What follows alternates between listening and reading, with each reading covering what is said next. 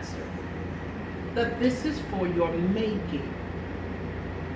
And you know, when God says something like this for your making, it's really getting ready to get bad. And you gotta remember, all right, it's for my making. Did she say that this morning?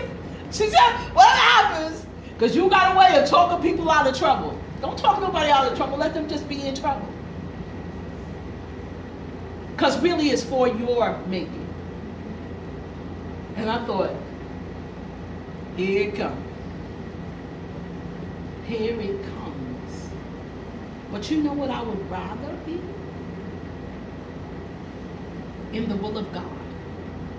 And live. And live.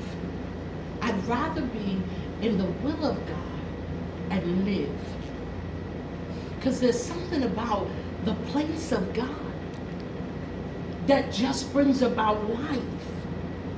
That all kinds of crazy will be jumping off. And people will be saying, girl, I wouldn't be able to take it. How you take it? And you be realizing, wow, Jesus made this thing easy. Because then when you get out the will and all kind of crazy jump off, you be like stressed up to here. And you go to the doctor and they tell you that your blood pressure is 220 over 195. You be like, oh my God, I'm dead. And I be like, is your head hurt? Do you feel a little dizzy? I'm like, no, none of that. And Jesus be like, if you don't sit down somewhere, you're going to be dead. God's way is always a better way. Even when you got to go through some hell to get there. Even when you got to go through some hell to get there. And I tell people all the time, when they say, you know, it's not the will of God that I go through hell. I say, okay, show me the person in the Bible that didn't go through hell, and I'll, you know, be right with you. Because people always say, I want to be anointed like Paul. I mean, liar, liar, liar, pants on fire. Right. You do not want to be anointed like Paul. That baby was shipwrecked, stoned, and for real stone. For real stone means that they dug a hole and put him in it and dropped boulders on him. He ain't bothering nobody. He said, look, I don't think the ship should go this way. I think it's going to end bad for all of us. And they say, we think we can make it. And he don't have a choice of not to go because he's a prisoner. Right. And then he gets shipwrecked. And then he has to swim for his life. Then he gets to the island and the deadly snake bites him. You know he had to be like, for real? For real. Through all of that shipwreck, we can't see the sun. We've been in this for days. I'm making through the water and for real. But the Bible says that Paul understood his purpose. Because by the time he got to the snake, the island people were surprised and amazed because all Paul did was shook it off. Like, this the best you got? You got to come with something else because I done been through the water in the dark and ready.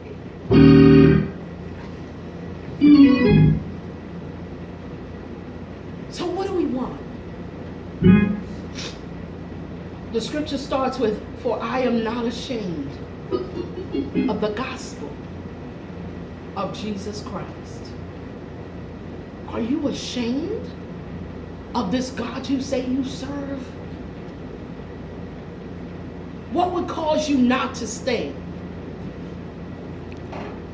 What would cause you not to believe God? Watching the news and the baby threw cold water on the other baby. Other baby boiled water. She didn't throw hot water. She boiled water and threw it on that baby. And I said, God, if I was that mother, I would da-da-da-da-da-da and da-da-da-da-da-da. And you know what Jesus said? Jesus said, no, you wouldn't. No, you wouldn't. You would be who I call you to be. And you would have to go and pray. Remember you caught those kids in the park for messing with your son? I did that. I was crazy, y'all. But God has worked on me. You know, I'm better now. He was messing with Jeremiah. They kept messing with him. He come home crying. I got something for them. I got off the bus, went to the playground, and said, "What's your name?" I forget what the little boy's name is. I said, "You know Jeremiah? You know Elijah?" He said, "I don't know Jeremiah." I said, "You know Elijah? Weeks?" "I know Weeks." I said, "You better stop bothering him." And while I'm in his face, Jesus said, "Pray for that little boy." I was like, "Not right now." Not right now. I'm in my heated moment. I wasn't bothering him. I said, "Boy, I'm going to pray for you." Scared him happy death. He never messed with Jeremiah again. He said, "Oh, the crazy lady is going to get off the bus and pray for me." Overseer said it good today. If we could pray, we could change some stuff. We could change some stuff. We could fix some stuff. But our faith has to be in order before we can pray. It has to be in order. We have to submit to God. You know, I was excited. When he talked about submitting to God, I was like, "That's how it's meant." Everybody got a scripture. But you can't be nobody you don't submit to God. You're not listening to what he's saying, and you literally choose to do the opposite, and then you're wondering why you're going through hell. You're going through hell because you chose to do the opposite of what God said. See, the best one, and I'm ending, I'm closing on this. I was going to go back up there, but then Jesus said, "You got to go back up there." But I promise I'm finished, but I'm going to stand right here and say this piece.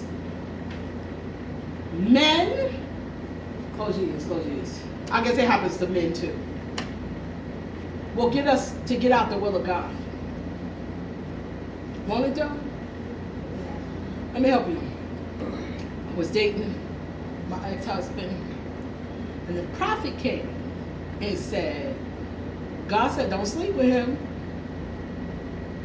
And I thought, why are you all in my business in front of the church?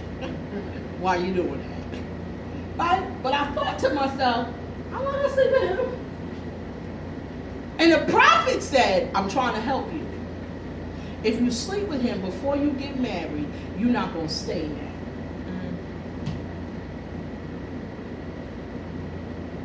And I was like, all of that aggression for what?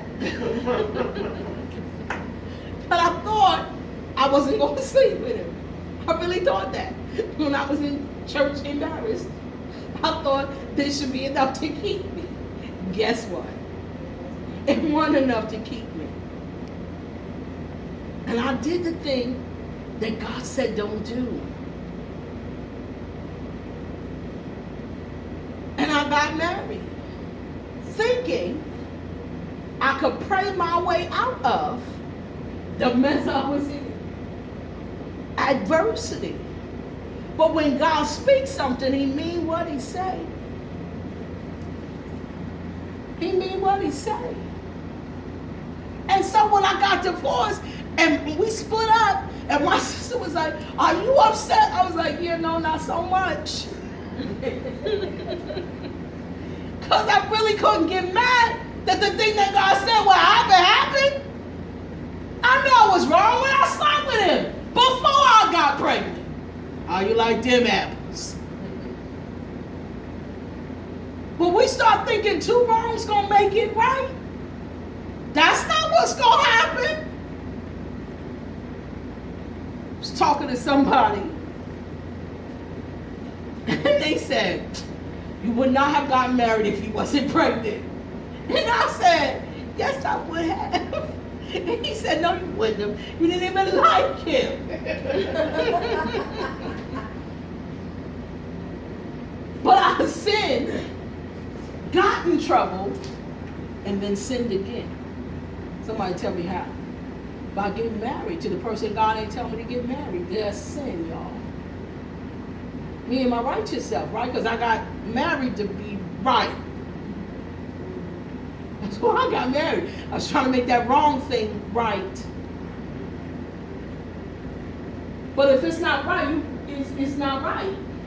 It don't all of a sudden become right. And I will tell you that at that time in my life, I was praying and prophesying like this in all kinds of wrong. Why? Because when God is trying to reach somebody, he used the available vessel. That's why y'all hear me always preach, I don't want you using me because I'm available. I want you to use me because I'm worthy.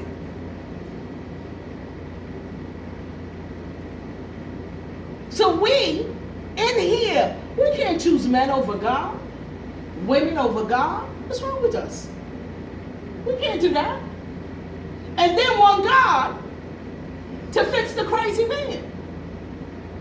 But he didn't say he loved Jesus when we laid down.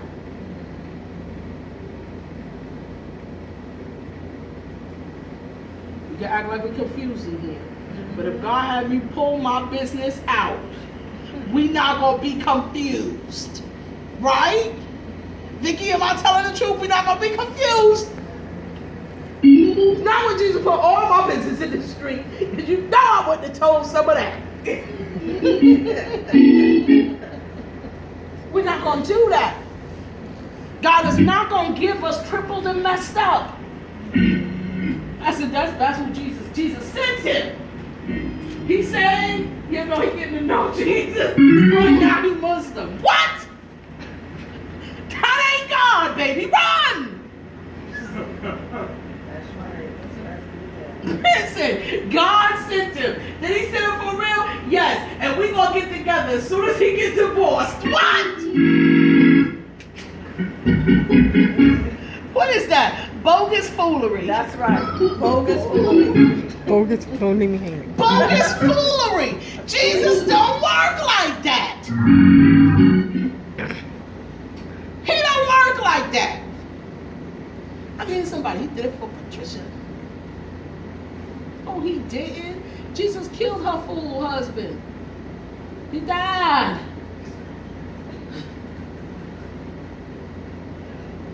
You praying, kill her, Jesus, because he's my husband. And that's like witchcraft. Right. That's witchcraft. All kinds of wrong. And the other thing we don't do, and I said this to my sister, I said, no, we don't make other women cry. Right. I know y'all met in here, right? I don't know what the man code is. I know the woman code. We don't make other women cry. We don't do that. And so if she got him, he must want her. So you can have him, because you got him. Now, if he say, you don't got me, right? Then that might fix some stuff. But we got to live right. Faith will make you live right. It will keep you from being at church, all of a sudden crying. And people be like, she must be in the spirit. Look at all of those tears. And you repenting. You like, Lord, don't let lightning strike me. Live right. Live right. Have faith enough to trust God. And trust him before you need something. I'm paying about the rent right now. I know I got the rent, but I'm paying for some months not come. I don't have it. And so I'm praying about it. I'm praying about groceries right now. I can hear Keith say, why are you praying about groceries? It's going to take months for you to run out of groceries, but months could come. I got groceries on the table, stacked in the cabinet, stacked. But when you've been hungry, you don't want to be hungry. Yeah, that's right. You will be surrounded by groceries. And I be praying, Lord, don't let the cupboards go dry. I'm going to be like, seriously?